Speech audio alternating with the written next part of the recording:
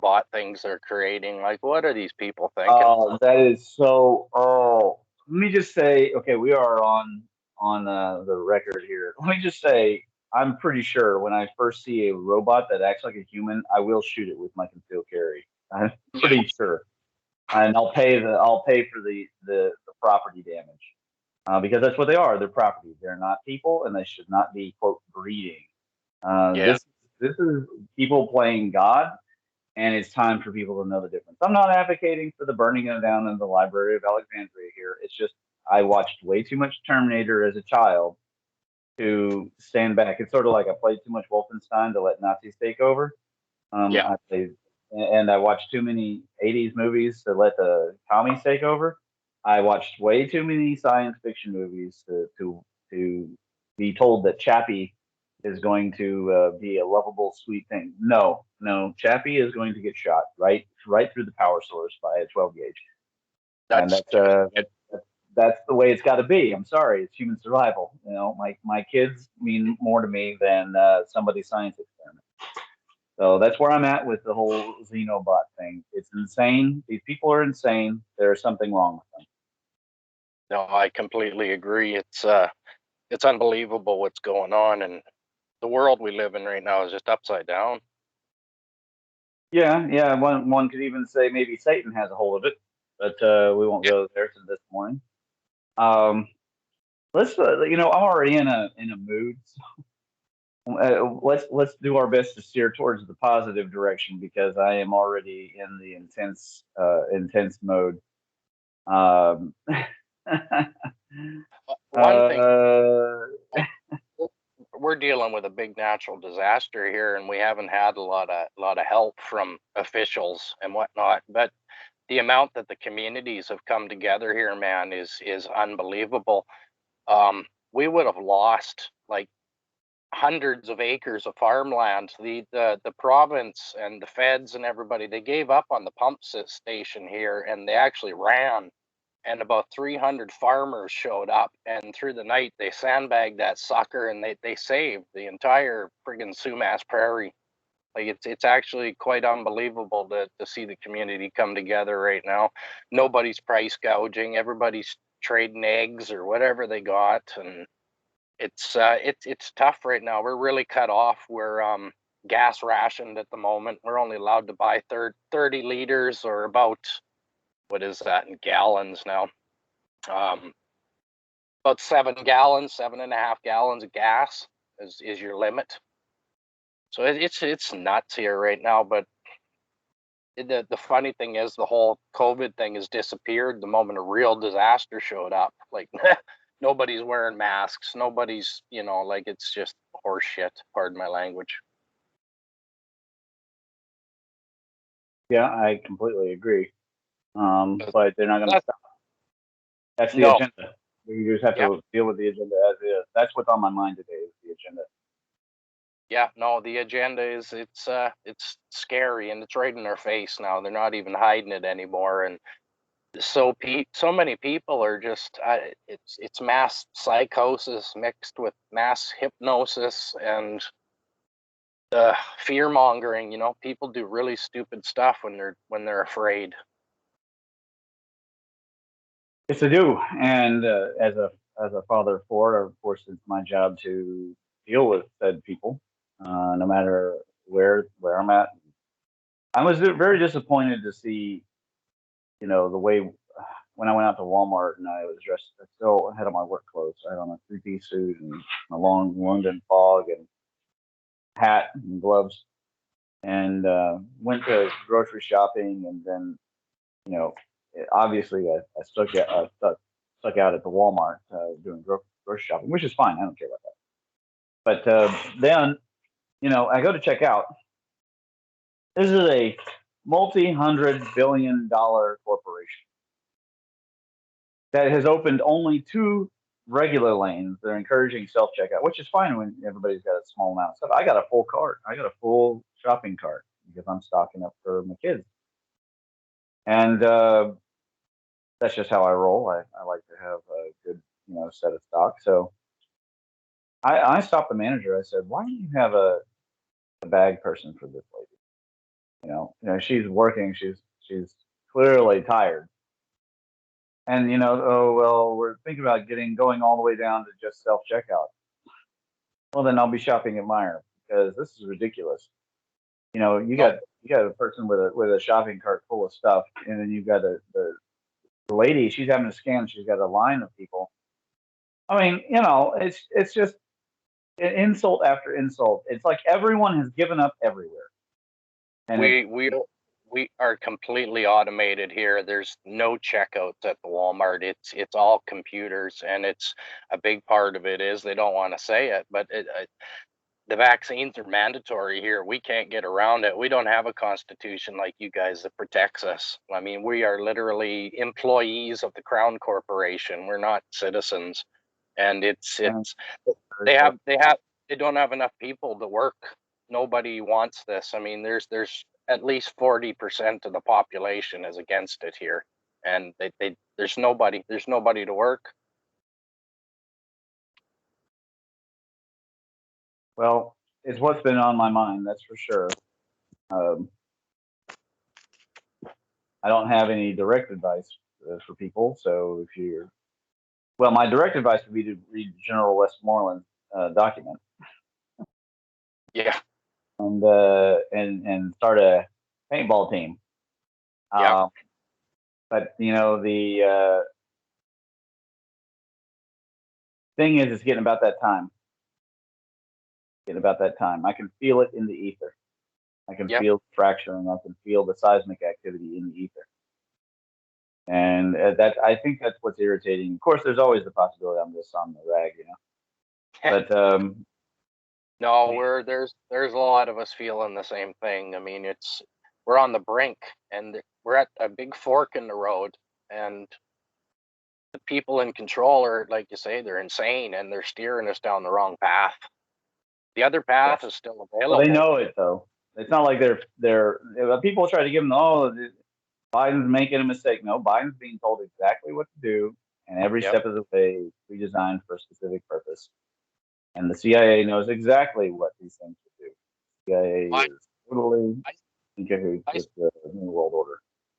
I see Biden as, a Lee Harvey Oswald. He's the fall guy. There's a Right. big Well, I mean, behind he's him. old, he's useless, and he has Alzheimer's. I mean, he's the perfect puppet. I mean, he's more of a Manchurian candidate than Obama ever was. Oh, I mean, it's 100%. unbelievable. No, I mean, the same people behind the scenes, right? As far as your neck of the woods, you got the Soros and the Rockefellers and the Vanderbilts, and up here it's a little bit different, but it's still the same type of, like, pardon my language again, but we got Fidel Castro's son ruling the country. Like, it just blows my mind. Yes, Like, blows my nobody, mind. like, his father Pierre Elliott Trudeau was 5 foot tall, 5 foot 2 inches tall, and gay. It's very well documented. It's just, and people just have the blinders on. They don't see it.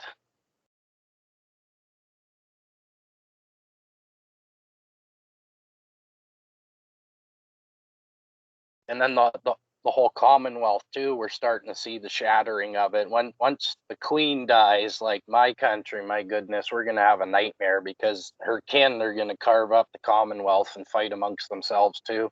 You already got Harry and the Royal McCheese there. They've headed to Australia or wherever they are now, and I'm expecting either William or Charles to come to Canada. It's unbelievable, but yeah, it's right in plain sight.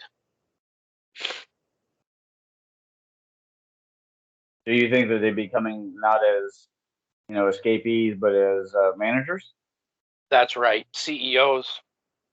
Wow. But I mean, they're gonna have a And it big doesn't get more no, it doesn't get more overt than that, does it? no, and then they're gonna have a big fight though with the natives here, and it's already starting, the native uprisings and blocking of pipelines and corporations and whatnot. That's the beginning of the pushback against the crown.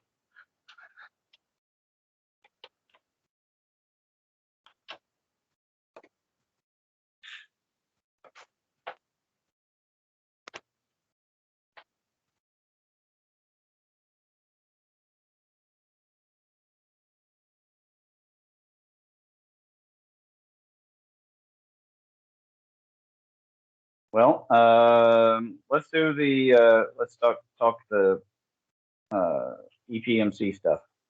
So I went about and debunked Jimmy's Richat. I guess we could actually go over that paper since we haven't really had a specific agenda this morning. Let me pull it up. Yeah, sounds good, Ramon. No, I really enjoyed that Sky Scholar video he put out. He always does good stuff. Oh, I need to watch. Yeah, I need to watch that this morning with the kids. Well, it'll probably be this afternoon. They have their philosophy final today. Oh yeah, yeah. Cool. Yeah, but it's not going to be written this time. They're going to have a live debate.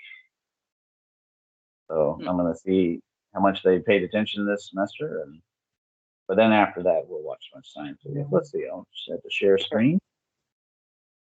And,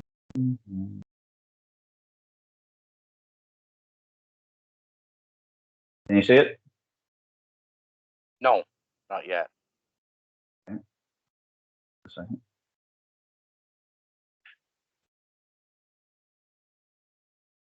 I think what I'm going to do is I'm going to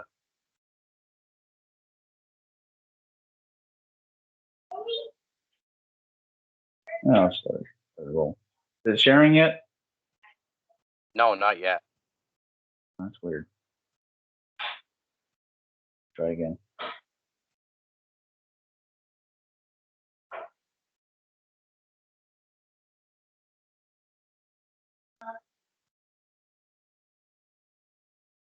Not clear why sometimes the Skype and stuff doesn't work. I shared a video there on your comedy on the Discord. It's really funny. It's a guy. He was contacted by scammers in India, and they're trying to get into his Amazon account. Oh, yeah. This guy's got heavy equipment, and he was actually able to backtrack them and find out exactly where they are and penetrate their network and activate their webcams. Pretty funny stuff. Yeah, he's a funny dude. I'll show that to the kids too. Let's see. So yeah, it booted the share screen again. Let's try it again.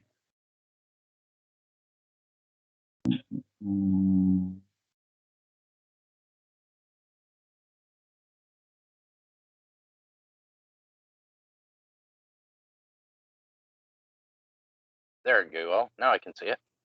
Now you can see it? Okay, very good. There's what happened. Jimmy of Bright Insight went on to Joe Rogan's podcast and took his, I haven't seen the entire thing, but he took his Richat hypothesis for Atlantis with him. Now, just for background, so the viewers know, I warned Jimmy 3 years ago with data, and the posts I've posted them in here. I gave him the geological papers to show him that it was not possible. So here's my thinking. I like Jimmy a lot, but the bottom line is when I wrote the unboxing Atlantis paper, I mean, I covered the Sahara in the paper as an Atlantean age area. So this is not a novel idea. It's not even my idea. It's been around for a long time. It's not like Jimmy's the first person to ever look at their chat and wonder what it's about. But most people in the alt stream have taken the time to just look at the basic pertinent facts about the Eye of the Sahara. And you can see that it is impossible. And we're going to go over why Jimmy's theory is impossible to be the city of Atlantis. I'm not going to say that, somebody can't make Frizzland or Doggerland or even Dwarka, although I will debunk them. If they say Dwarka or they say Santorini, it's very easy debunking. However, they can have that pet theory. This one is physically impossible, folks. It is not in any way, shape, or form Atlantis. We're going to go over what it is. And I told him what it was because he asked me what it was. And I told him exactly what it was, and he didn't follow up with an investigation.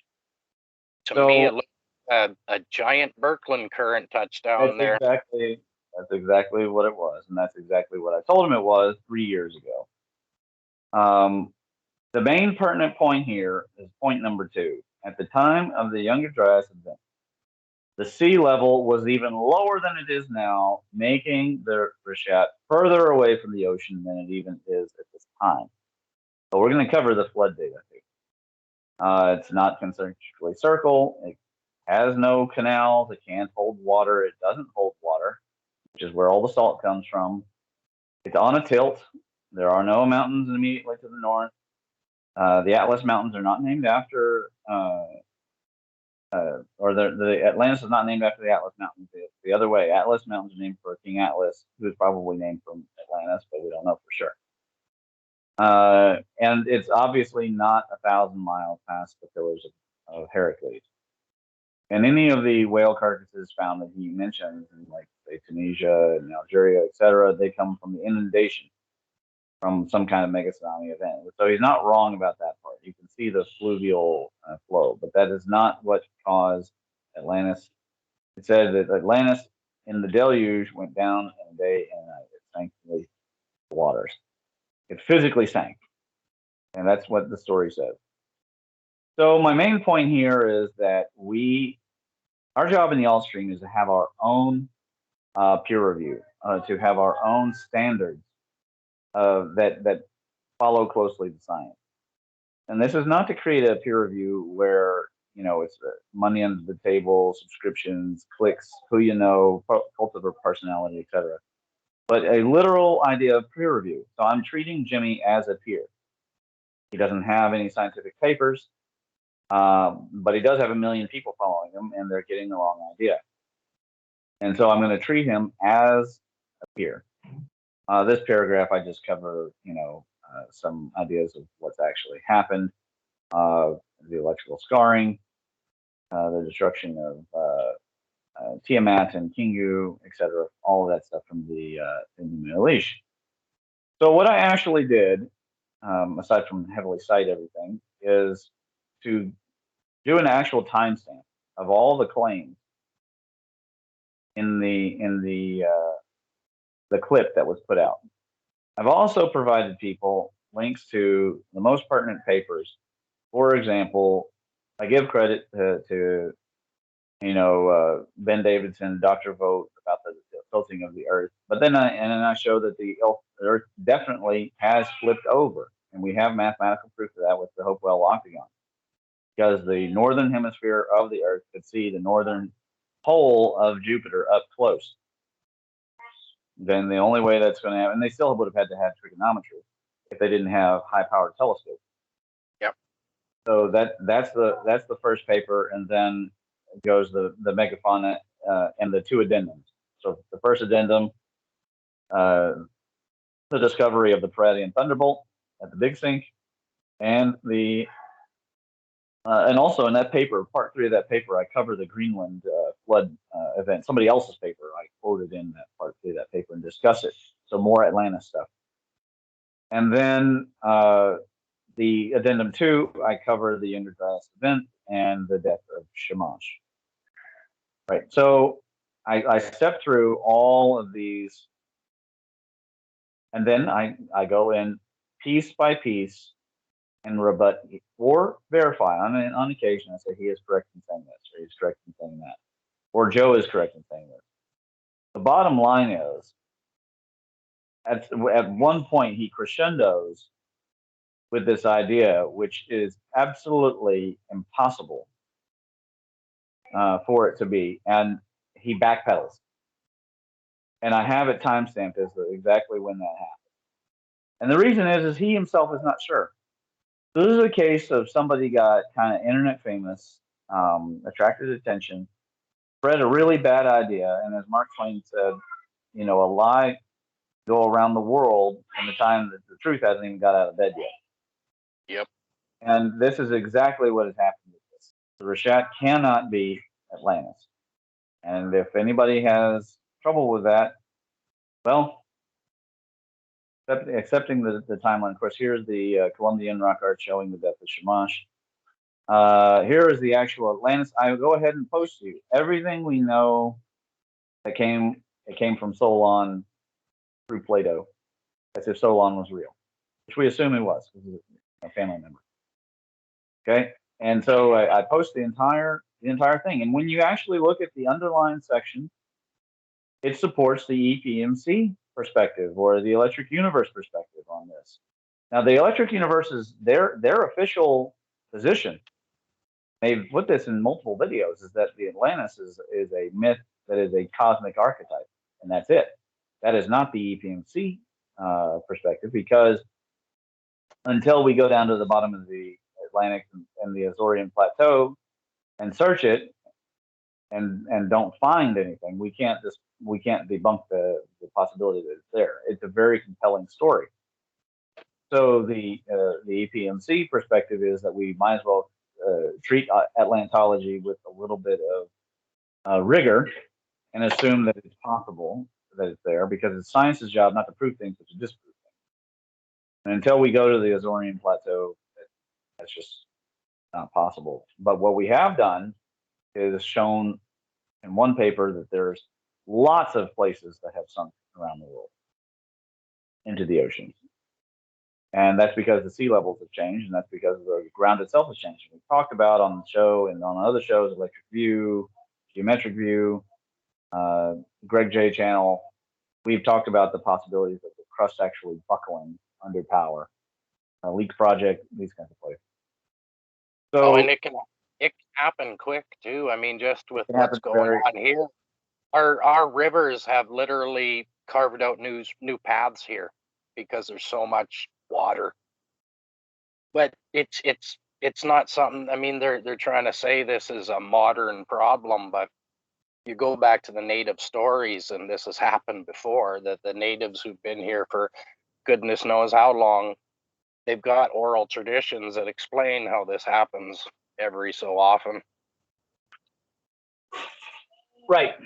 So when you look at the underlying sections, the Egyptian priest, if he's real, agrees with the Inky in the World Order and the addendum 2 that I've written, and all the slideshows. They're all linked in the paper that bring about the conclusion that there definitely were multiple deluges, multiple destructions, multiple times that the human race suffered, and it had to do with the changing and rearranging of the solar system. There's not a single polar arrangement that fell apart. It was many stages of destruction, and the energy scales went downward. So you start with the star dying, that was the most powerful, but possibly when we got near to the newly birthed Neptune, that might have been very possible. Then from there you have the battle for us in our mind between the two brothers, which are Proto Saturn and Jupiter. Now, Proto Saturn finally dies when Venus emerges out of it, and that's we counted in the Mayan stories of Quetzalcoatl. And then from there, Saturn develops the rings, Enki develops the diadem, or Ra develops the diadem, and now you have in the Greek, Saturn becomes Hera, becomes a queen, and then you have the 4 children. So that by this point, Hades, the planet Uranus, has arrived at some point, and its tilt is off. So I would assume that it came with the sun. But either way, the arrangement of the solar system got interrupted, and everything started to break down from the so-called tree and into Lagrange arrangement into its modern arrangement. And from there, of course, there was the Venus-Mars event, and these energies are getting smaller and smaller. We're brushing against the magnetosphere of Jupiter. We're getting these thunderbolts, but these thunderbolts are not as powerful as the arc events, and that's what the Richat was, an arc event, a pure Birkeland current, and it probably caused the desertification. We can't say that for sure, but it could have been. It could have happened way long ago. Now, when we look at the side view, where you're not looking orthogonal like he's always doing on the Joe Rogan podcast, you can see it's up on a high plateau, So if there was an ocean, it would be coming up, here, and then it would have poured over the plateau and filled in the inside, which means that Atlantis would have been totally surrounded, right? He's saying that the south part here is a port, but if this goes downhill, which means all the water is running down here, and then, but if you look, the so-called city portion, the core, is tilted the other direction. That's a huge problem. Here also we can see from the elevation LiDAR that there are no places for people to live. These are steep ridges all the way around. There are no flat sections for any kind of houses. So this idea that they put out that millions of people could have lived on this thing is completely false. There is no flat plain in the center of this where millions of people could live. And if there were, and if the 1,000 miles, if you convert the stadia to miles of the plains outside, if they're to the south, as in the story, well, they would all be underwater because remember the water's coming up and coming over the cliffs.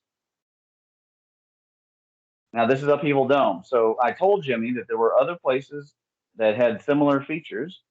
He didn't listen. Okay, didn't listen. So he thinks that salt it could only come from the ocean. This is not true. It's patently false. There are salt beds throughout California and Nevada and Utah. Water runs downhill and then it gathers and it takes minerals with it and it gathers and then it leaves salt behind. This is not news. And we can also see that the so-called concentric rings are not even concentric and they're not even symmetric. So if we start with the center here and we look and we go outside, you can see there's more distance as we head towards the south. What would that be? The southeast, as per the northwest. So his theory is already starting to fall apart. And here's another view from the north. You can see how the sands gather in the south side because it's on a tilt. The wind and water run down this way and they gather the salt and sand to the south side. So it's not been designed. This is a natural feature, pure and simple. It's not been designed by mankind to be concentric rings or designed by. Did they find volcanic glass there at all? Do you know? I don't know if they found volcanic glass. They do think it's volcanic, and there are theories about it. But I would wager that if we go and we actually look, just like at the Higgs dome, we're not going to find gravitic anomalies. We're going to find magnetic anomalies. Oh yeah, 100%. So that's absolutely true at Higgs dome, and I'm asserting it's probably true at Upheaval Dome and the Eye of the Sahara. Okay, so again, you can see where if water had come up, it would be struggling to get uphill, going with these vertical ridges. Then it would encounter this cliff.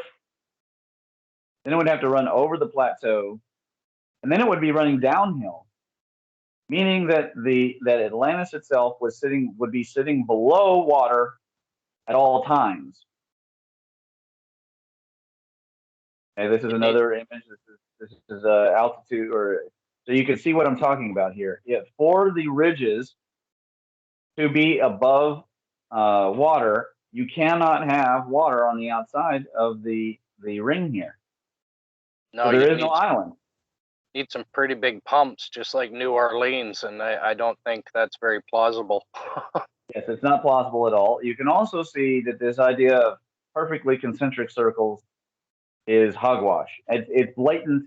Even the smallest Google image searching would disprove this theory. And you can also see that at no time these fractures in the let's say, what is that, the second ring there, third ring maybe, would that allow any kind of water to be kept in any kind of canal? It's not straight and it wouldn't hold any water. Literally, his theory does not hold water. Here's the actual topography and geology. You can see the fractures. You notice also, though, there's no bow shot, which rules out that it's any kind of bolide impact. Okay, so which we already know because even they know that they say this is a volcano formation of but they admit that it's a Kimberley pipe. They admit that. If you Yep. look on Wikipedia, it's a Kimberley. Okay, here's the large view. You can see other ridges are also forming, indicating either a seismic behavior or some kind of a macroelectric behavior. The flow of the fluvial came across Tunisia, then down through Algeria, across Algeria, and then into Mauritania, and then dumped out in this bay. And you can see that tendency in the elevation. So, if anything, the water would have done its best to avoid going over this area, but in some area could have gotten in and gathered at that south side. But there, at no time was this ever a port. Period.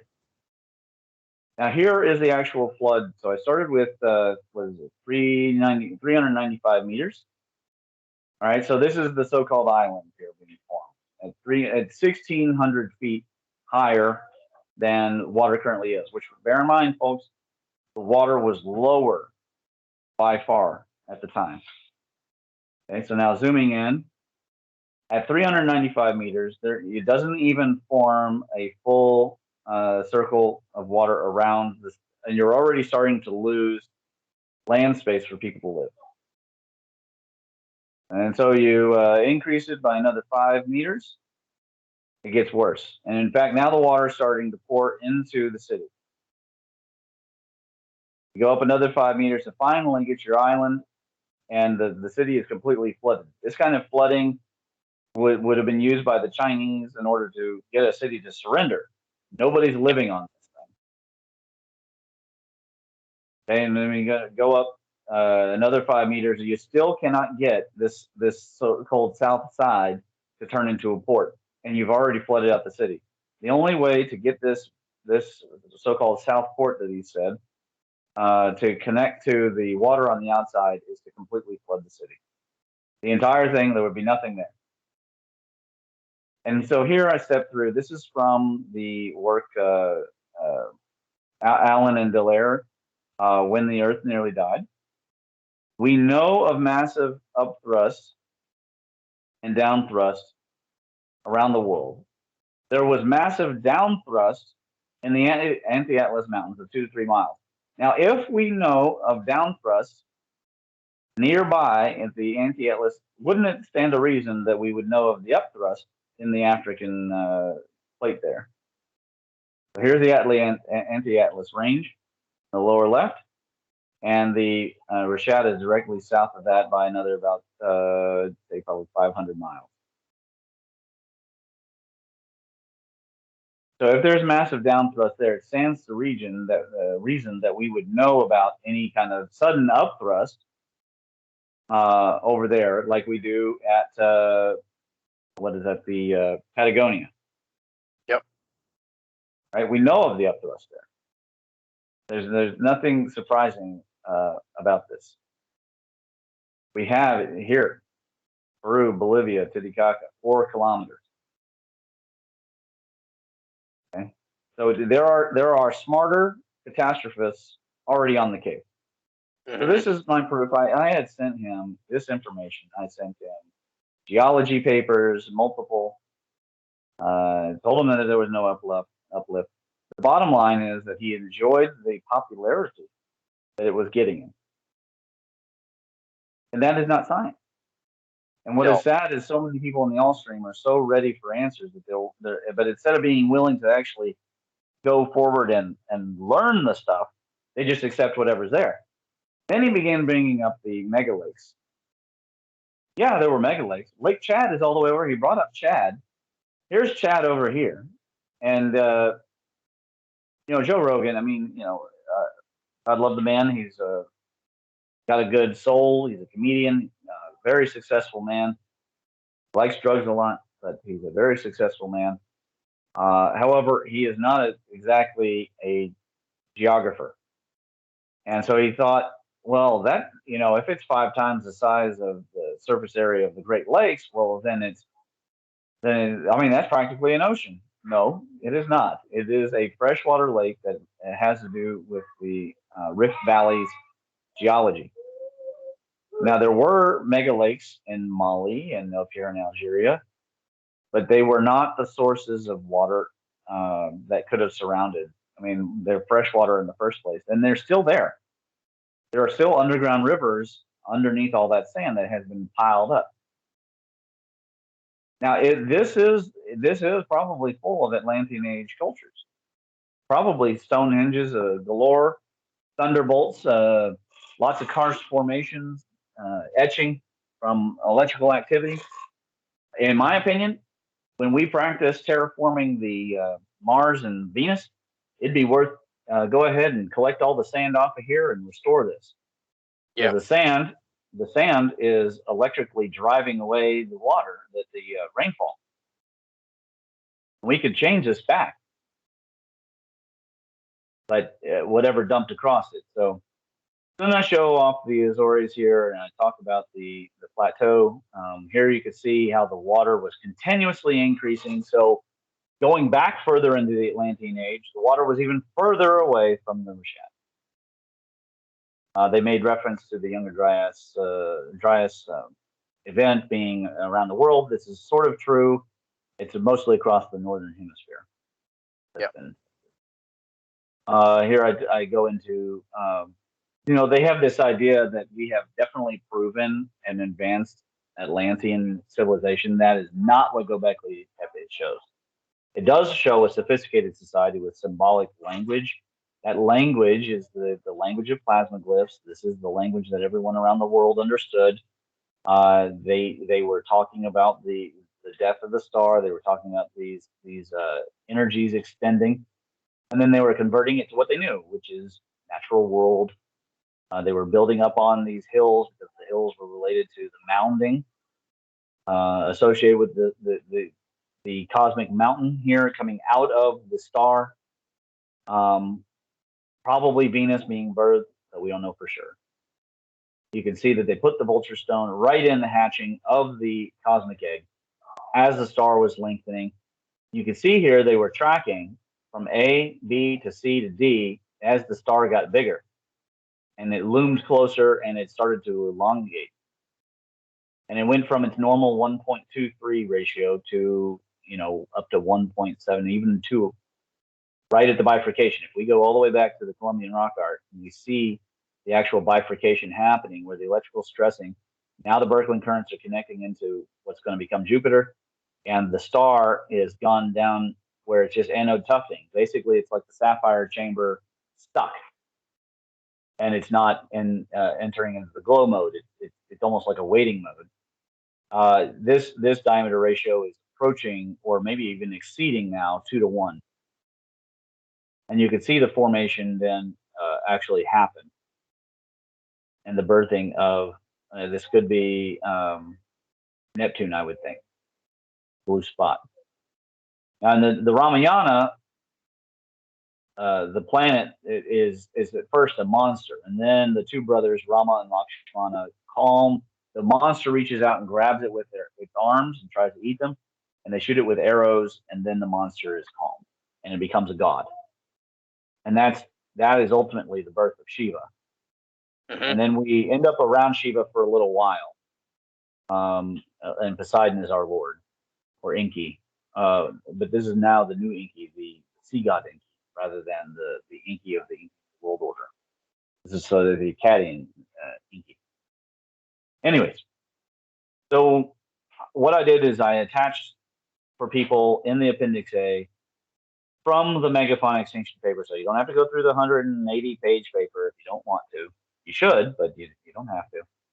I attached the various tables that I start with the proposed vectors, or how these cultures were dying, various phases. Then I stepped into actual calculations, which I used Coulomb law and capacitance. Peratt obviously he used his advanced plasma knowledge, being at a lab with supercomputers. And guess what? We were only one order of magnitude different. So I was closer than gold to Peratt. I step through the voltage and resistances and soil with the discharges, get the minimum, maximum, and average values for these thunderbolts, and divide them by the power of that are contained in lightning bolts to determine how many lightning bolts each one's worth. And we look at the upper and the lower values. I explain why. Here's the bikini H bomb, the number of joules for it. So potentially, a Vajra can be 113 or so lightning bolts, but at the upper end, possibly 450 billion volts. Good. So an average of 150 to 250,000 volts of lightning for a single stroke. This is, bear in mind, it's a single stroke Radiant Thunderbolt. Or in this case, it could be an arc. It could actually be a full arc. That's a big arc flash. It's still single stroke, right? This is not pumping charge into the ground. This is just a single stroke assumption.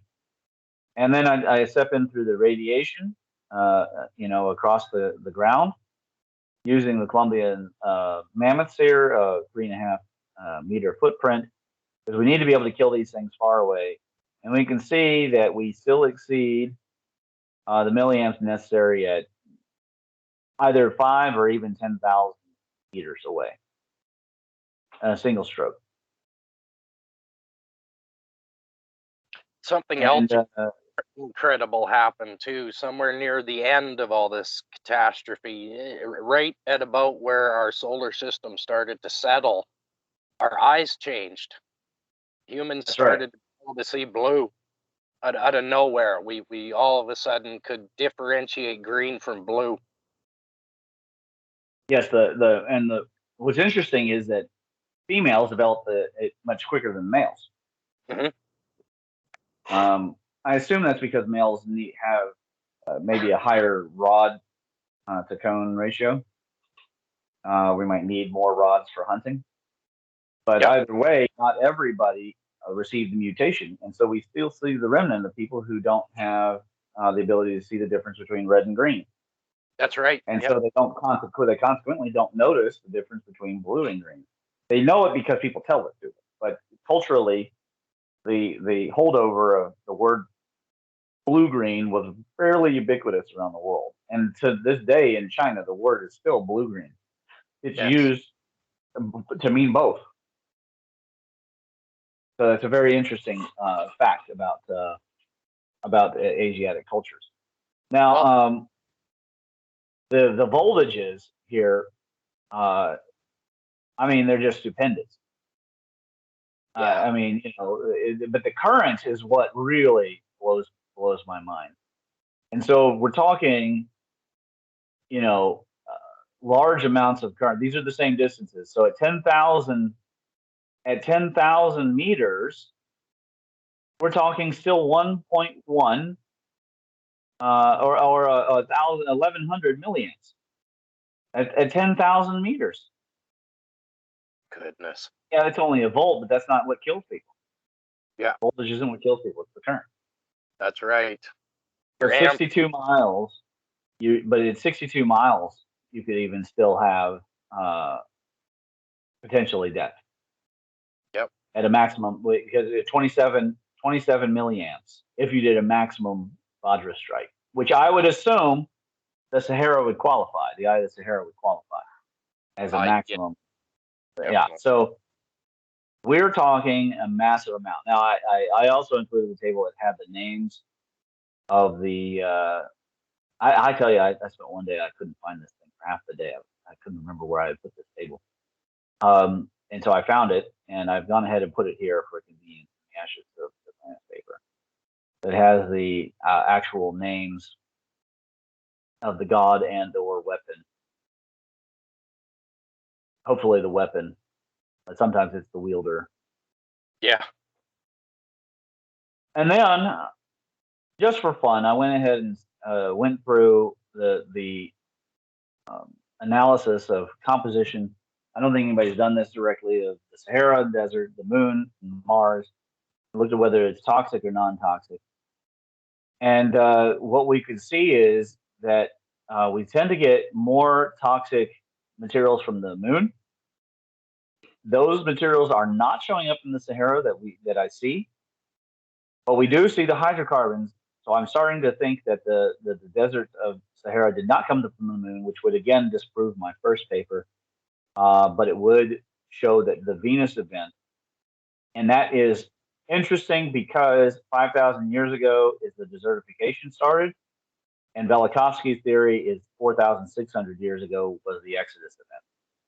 Yep. So the desertification could have theoretically started because of some other thunderbolts or whatever, maybe the Richat itself, and then the sands came and got dumped later. But the one thing that's pertinent is because the sand was dumped later, all the fluvial action that you see disproves Jimmy's theory immediately, and that means that he's already out the door. It's already a failure because he's using the sand, which he knows came from 5,000 years ago or less, to prove something that was 12,000 years. Yep.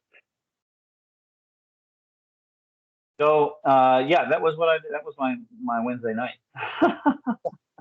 That's a busy night, and I think you nailed every nail right on the head with that one because yeah, that's very plausible, logical, and well put together. Well, I hate to do it. As I said here in the footnote, under better circumstances, I think we could share a beer and I'd buy it for a veteran, and I'd blow his mind with the real history of humanity. Unfortunately, he's got millions of people believing this.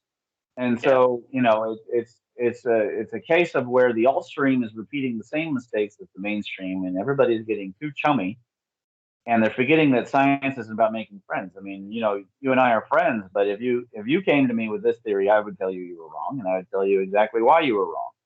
Yeah. And I, I did that for him 3 years ago.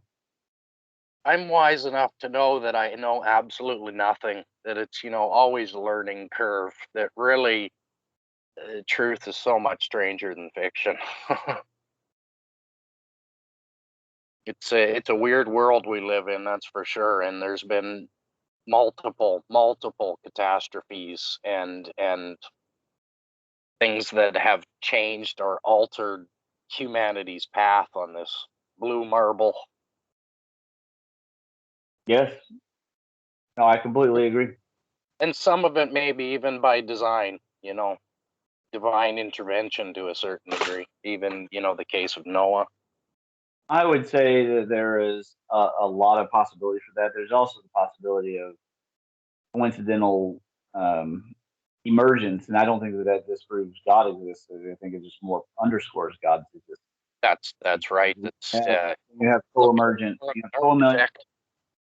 when you have co-emergent parallel um, correlation, there you sort of eliminate the coincidence hypothesis and start to look at the more like the Gaia hypothesis, where you have some kind of grand design that is making things happen, which are interesting uh, and certainly, you know, people say, "Well, I would rather live in the mystery of it and not pretend to have the answers." Well, let me ask you this: you think that we feel like we have the answers now? Because every time I find something, I end up with five more questions, and my list of papers is it keeps getting longer than I have time to actually write them. That's how the science was done in the Enlightenment. That's why those guys ended up with, you know, their garden house inside their home with a telescope in it, a desk covered in materials about, you know, shipping lanes to Calcutta, and books written by famous explorers and captains, and stacks, you know, to the ceiling with physics and chemistry texts. Right, those are the real scientists. Yeah. Right, the Sherlock Holmes kind of characters, or some of the even the villains in Sherlock Holmes. These guys were erudite, and a lot of them were loners. They were frequently what the outside world thought disorganized and unable to cope with society. It wasn't that. It's just that they were interested in more things and they had time to explore. And every time they found an answer, they found 5 to 10 more problems to go solve. And this is the problem that Aaron and I have. You know, Yeah. we're so busy, there's not enough of us to go around. And so that's how science should be done. It's not, you know, I see something on Google Earth and I go, wow, what's that? And then go get famous and get on the Joe Rogan podcast and unfortunately make errant claims. And try to attribute he used even the, I was sad to see, he even used the authority fallacy. He wasn't skilled at it and he was afraid to use it, but he mentioned Randall Carlson a couple times in that segment, just in that segment. Yeah. And that did not quote anything that Randall Carlson has said that I am aware of. And Randall is a colleague, friend of mine. I mean, you know, I email him from time to time. Yeah. He provided me 3 of my papers for the Megafauna extension paper. I tune into him from time to time and enjoy his perspective quite a bit. It's quite enlightening. Enlightening. So, anyways, that was my Wednesday night. What are your thoughts on the? Go ahead and tell people why you think it's a Birkeland, since I've already said that. I think. I mean, the shape of it. I've done a lot of work in construction industry, and I mean, to me, it looks like a big tack weld. But like you say, it was one quick zap, and it carved that feature, and you can almost see the momentary sine wave. I mean, that carved those, and it's gonna wobble a bit because that's what current does. That's right. It's going to make it asymmetric. It's not going to be perfectly concentric. Mm-hmm. And I mean, to go searching for Atlantis there is, like you say, in insanity. Anyway, it was so far back that I I know there was a location, but at the same time, the Atlantic culture probably encompassed the entire known world at the time. It wasn't just in one location. They were branching off, you know, just like the missionaries, the Christian missionaries. We presume this is the Viracocha hypothesis. Now, I am myself into the Viracocha. I jive with the Viracocha hypothesis, but we are yet waiting for there to be definitive proof because nobody has dug up. We've dug up a Baghdad battery, but we haven't dug up a handbag apparatus that enables the transfer of high amounts of electricity from some kind of supercapacitor that was presumably originally designed at the same manufacturing facility that came up with the Great Pyramids, Yep. and then I assume was buried by the Saharan sands or destroyed by a deluge or tsunami that came through. However, we haven't found that. So scientifically, we cannot say. And so when he says that it's scientific, really, it's not. And Joe called him out on that, by the way, and that's when Jimmy's backpedaling really began. Mm-hmm. In fact, we'll go to the actual timestamp of the responses here. It's kind of sad for him to see, for me to see, and actually, there were a couple things I didn't really like. Joe said this. I won't read out loud. You can just read it off the screen. Mm-hmm. Yeah, that's an unfortunate thing to say.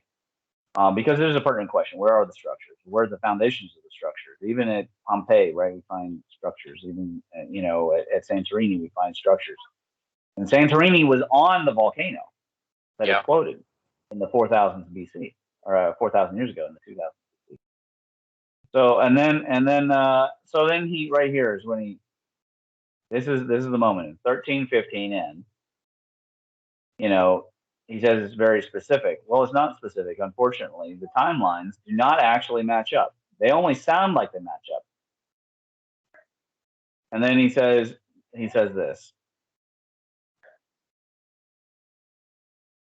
Well, but that's unfortunately not what he's implying. He's implying that the Richat is Atlantis.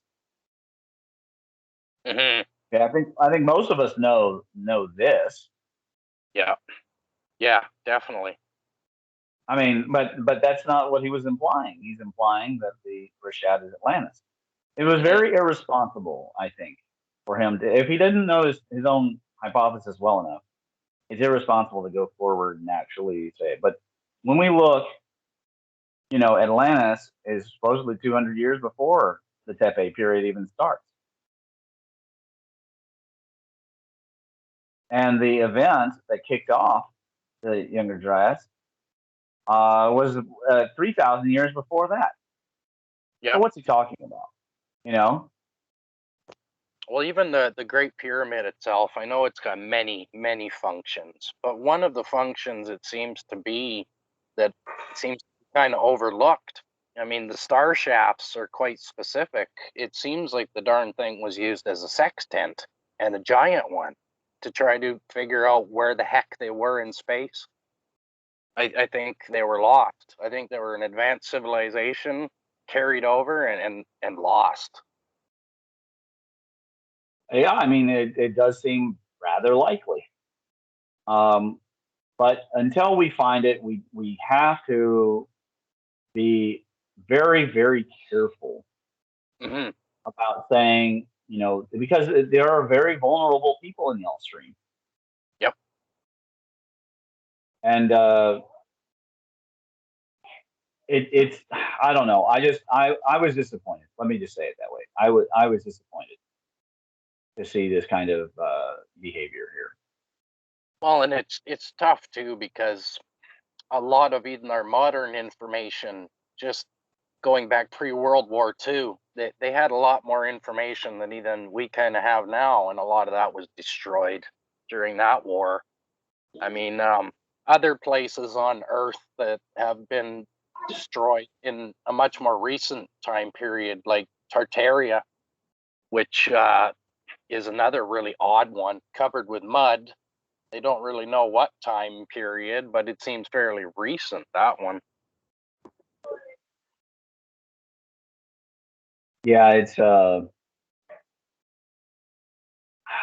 don't know. I think what bothered me is that we are at this crescendo. What is it people want to call the age of Aquarius or something like that? Mhm. Right? Some kind of shift happening, and I'd like to see people take it very seriously and not, just anything goes.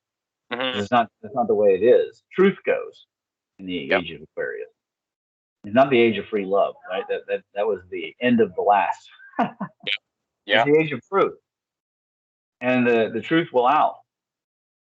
And I'd like to see people in the alt stream take it a little bit more seriously.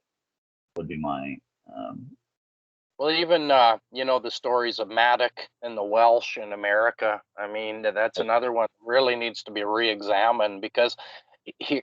Do you know why the British monarch has dominion over Canada? Because of uh, Maddox. Because of Maddox, literally, that's what gives the Queen of England dominion over Canada, because they claimed Maddox, Prince of Wales. so it just keeps coming up, is what you're saying. Yeah, yeah, and I mean, and literally, it's even used as somewhat law. That's how the Crown keeps their holding here in Canada.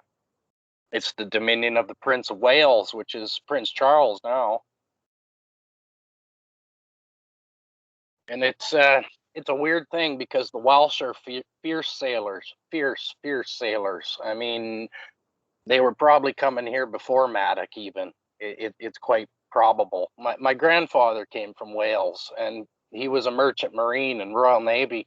The man was decorated 13 times in World War II. Like those men, that the sea is their element and they're unbeatable upon it. It makes me wonder if those weren't the people who were trading with the natives of Michigan, bringing them tin and taking back copper.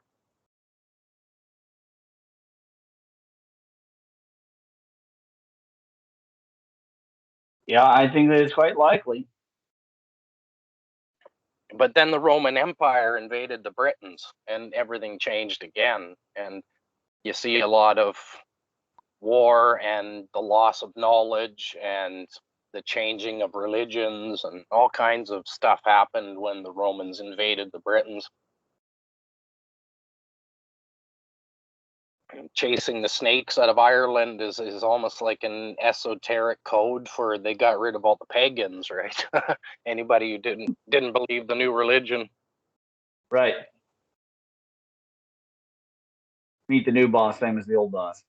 Yeah, that's right. So I Different, mean, there's different names for the gods. yep, yep.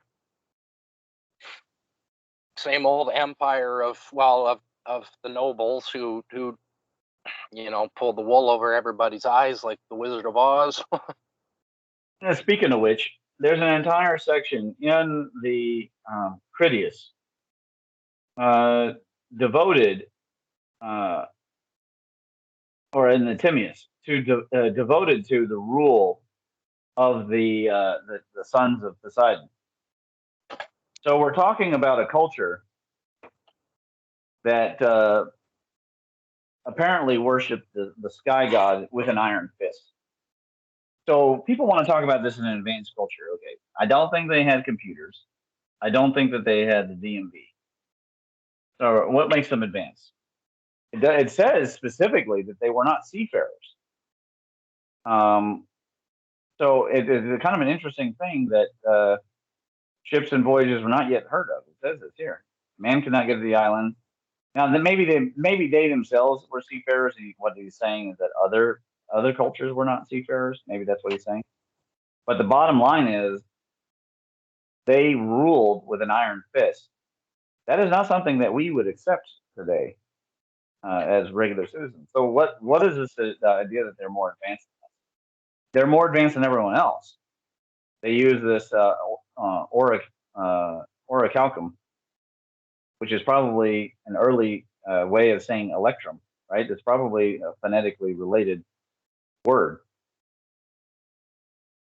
Well, for many generations, I mean, they controlled seafaring. If you had a timepiece and a barometer, I mean, that was magic, right? I mean, you could do some wonderful things and know exactly where you were and what was coming if you knew what time it was and the barometric pressures.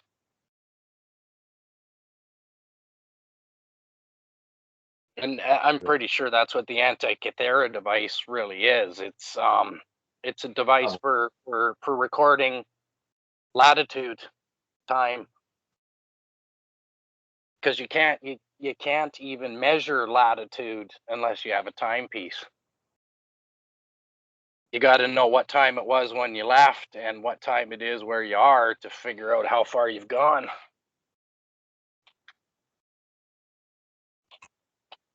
So here, in a like way, I, I'm, in a I'm, way, I'm those were probably the wrong here. years. Let's see here. Well, no, it could be. Okay, so many natural electrons contain copper, iron, palladium, bismuth, orichalcum again, mostly copper, and then you got zinc and nickel, lead, and iron. Hmm. I mean, well, bottom line is they're using these very famous precious metals and heavy metals. Well, I just wouldn't be surprised if the pyramidion was made of electrum that was originally the concept of orichalcum. yeah, something along that line. And just over time and electrical process and just being exposed to the environment, it's changed and become limestone. It's transmutation. Certainly something overloaded it because being at the Van Allen belt, I would say that they had a functioning power plant. It was at the 30-degree latitude. Christian Birkeland showed in his Sorella experiments that these currents connected to the 30-degree latitude. So he spent a lot of time down there at the Giza Plateau. And I would say that we probably brushed up either when the star exploded, which of course is your so-called micronova. I won't say that vote is completely wrong. I would just say that they're mostly wrong. Um, but it's the death of the star and all of this material coming down. Or when we rubbed up against this magnetosphere that's 20,000 times stronger than Earth's at Jupiter, Hmm. the circuit was overloaded. It overloaded the pyramid structure, and there was an explosion inside the king's chamber, and that pushed out all the walls. And I mean, that's not a small amount of force to do that without destroying the entire structure. No, that's intense, and I mean that If you're it was talking. nuclear, because people say it's nuclear, and they think that the Ark of the Covenant could fit inside, and I've proven that's wrong with the 3D modeling. It doesn't fit. But Hmm. they're saying it could be a nuclear generator. Um, well, I think that there was probably nuclear material from the remnants of the star, right inside of the. I would say it was probably highly radioactive inside of the Ark of the Covenant. But if that had been inside the stone at the Giza power plant, and that was what had happened and had melted down, we wouldn't just see vitrification. There'd be shattering. There'd Yeah. be massive cracks throughout the entire structure. And that's not what we see. The stones were pushed out, which means it was a plasma gas interaction. Something overloaded it, and the gases rapidly expanded very quickly. Well, Totally different. under your idea with us brushing up against something else, I mean, that would theoretically, you would think, compress our magnetosphere, bringing a heck of a lot more potential closer to the ground, which That's right. makes a lot of sense. Yeah, but maybe the Pyramidion wasn't stolen. Maybe the Pyramidion either melted or exploded from the Yeah. amount of charge that came in through it, and then was directed down into the king's chamber. And maybe they never rebuilt it because nobody had the skill anymore because it was so ancient. Yeah. They knew Now how we to do work see it. evidence that they were making the acids at the pit of Zayat El Aryan because there are clear signs that they had to use a granite path to go to the tub. Everything else was limestone around. They used granite for the path to the tub, and then they had a low sloping angle as they came out. So whatever they were manufacturing inside of that tub, then they didn't want it to leach and burn through the limestone, so they used granite. And then they rolled it up and they brought it over. And then I would say that they perfected the technique, and that's what they were melting down bull carcasses for. Well, even look at their goldsmithing, right? The ancient Egyptians did some weird stuff because they used mercury as a glue, so they say. But I'm not so So sure they're using a glue because it's very well known now that mercury transmutes to gold. It's just a very expensive process. I wonder if they weren't using some type of high voltage DC just to electrify the mercury, more or less neutron bombard it, and the outer well, layer what's neat about it is angle. everything is accelerating pretty quick. So when I was a kid, the mummy's curse was the opening of the doors and all the rotted food made no sense at all. Yeah, Now we are pretty reasonably sure it's mercury lamps. So if they were creating mercury lamps, there's not much reason why they couldn't be creating mercury glue. yeah. It's weird the advanced knowledge they possessed of mercury because mercury, I mean, it our modern world now runs on transistors, but before the transistor, the only way to change a sine wave from AC to DC was with a mercury rectifier. It's an interesting compound because it can transmute energy, and the Egyptians being so spiritual in nature, I mean, you would definitely think they would be praying or paying homage to something that could transmute energies. Seems right on par with their thinking. So here's a mercury rectifier. Can you think of a hieroglyph that maybe this looks like? Oh, 100% to me, it's the Dendera Uh-huh. light, It's and the Dendera. There you the go. snake dancing around in the bottom. It's electricity. Yeah, and they've shown this. People have done experiments on this, and they built it, and it's actually worked. So, Yep. uh, I've the chances are good that this was a mercury rectifier, and that they had their cathode ray tubes, and there was no soot inside the so-called tomb of the so-called Khufu, which is that's already been debunked. For people who don't know, they have found the wood that dated the tomb, and it's even at its the closest to us now is still 300 years older than Khufu. So Khufu had nothing at all to do with the Great Pyramid. Period. That's over. That's been done. That's sort of like the Big Bang. It's already been debunked. There's a star older than the Big Bang. So boom, Big Bang is debunked. Um, I mean, it's remarkable. We see this technology and then we act like it doesn't exist. That doesn't mean though, okay, just because I have shown that the rubber revolve dating is in fact completely plausible with the Orion alignment at 11,000 BCE. mhm. Uh, however, That is not the same thing as saying that we have found an advanced culture in the African desert. We haven't. It just Inside, never. That's not something that's happened because we haven't inside, gone to the bottom of the soil. living inside a tack weld. I don't think I would have Mm-hmm. lived there when that happened. No, you would definitely. You wouldn't even want to be here when the one just 20 miles down the road from me happened. I Yeah, mean, it was about. It started at the size of the Bikini H bomb and went up. It's probably 5 times stronger than the Bikini H bomb. yeah. I mean, that's Tsar Bomba level. You don't want to be that near that. You know, it's just an unpleasant experience. Yep. Even if you survive the electricity, the heating, the blast wave, obviously the flash of light. I mean, natives were scared to death of the firearms still. Yep. Here's somebody who actually built the Dendera light. See, people.